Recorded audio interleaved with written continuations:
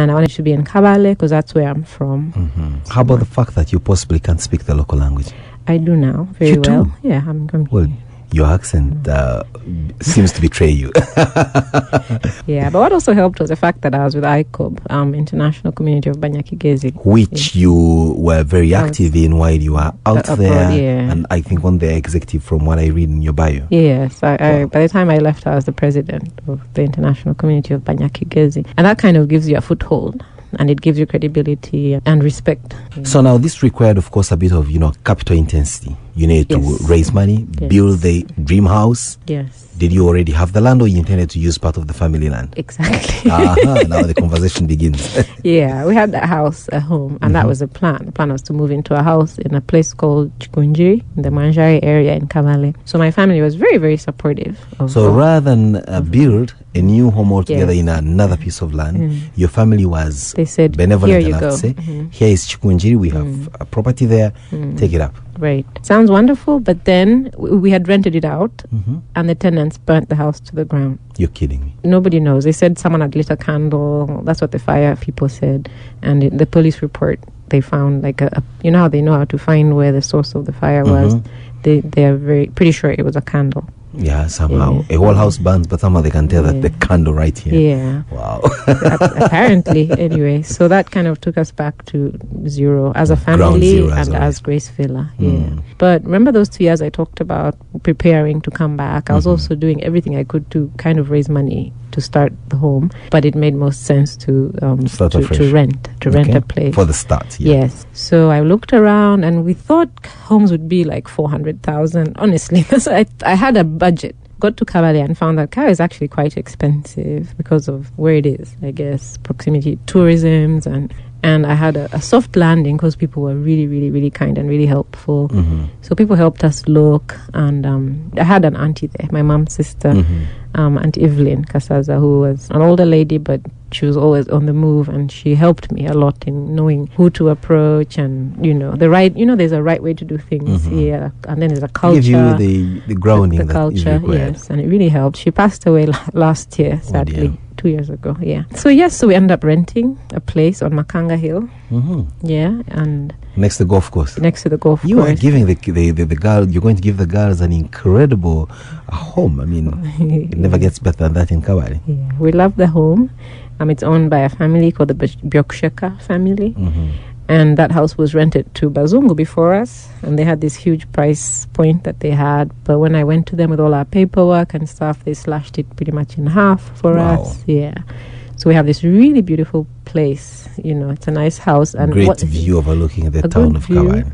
And then enough space. It's like it was built for us. It's a long corridor with enough rooms for all the kids. It has a huge field, which we've turned into a soccer field, right within the walls of the place. I think you're sitting on 5 acres? No, but quite a big space. But we were just lucky. We have a field down there, and which is properly leveled. And we found out later that it was the person who built that house was Jennifer Musisi's grandfather, who was in Kabale building the road. So they quarried from that land that we use at the soccer field. So this is like God, planning ahead. He said, Grace Villa will need a soccer field. So so that's how where you we share the story with Jennifer, or she's going to listen to it? Well, she's listening to the program, I want to believe. So so Ruth, you get this property, but do you have the girls at this point when you get? We did not have the girls.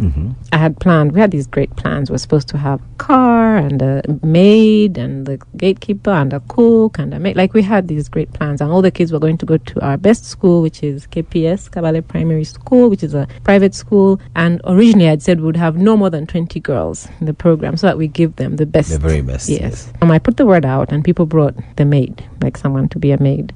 I found out she was actually much, much younger than she was claiming to be. Yeah. And her story was, she was from Kisoro, and she loved school. She was in school, very good student. And then this kid of a rich person liked her, and she didn't like him back. And long story, that typical story that I've found now that is quite common. He followed her and he assaulted her. Different with her is she went and reported, which is usually not the case. So she reported to the police, and the police bring him in, and he says, no, I love her and I want to marry her. And the mom comes in and he gives a goat, and I think 60,000, and she said Annette can marry the guy. Wow. So Annette is being given to the person who assaulted her. So she runs away from home and runs to Kabale. And one of her classmates had her mom in Kabale, and she was staying with that lady while she's looking for a job with her plan to eventually make money and go back to school.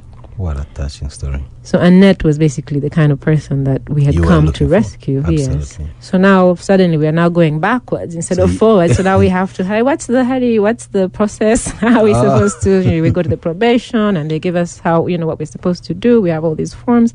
We go to Kisoro to meet the mom because she has a mom. Mm-hmm. And we find out she's bipolar, and then she's HIV positive, and then the dad had died from HIV, so very living in squalor. And so found a way, basically said, your child has got a chance to get an education, will you sign here?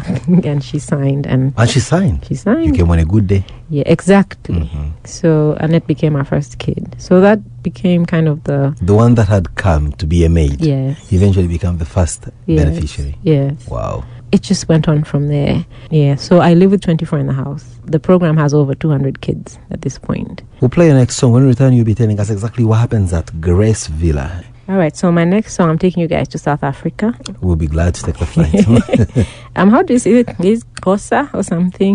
From that track. Then you mentioned the word Kosa. Yeah, so it's called Nomvula by a guy named Nathi. And then find the house version because it's more up-tempo and stuff. But basically, Nathi is singing to his girlfriend, Nomvula, who left him. Yeah. Let me look this song up, play it for our listeners, and then get back to our conversation. It's Desert Island Discs, brought to you by Johnny Walker. We'll be right back. Desert Island Discs on 91.3 Capital.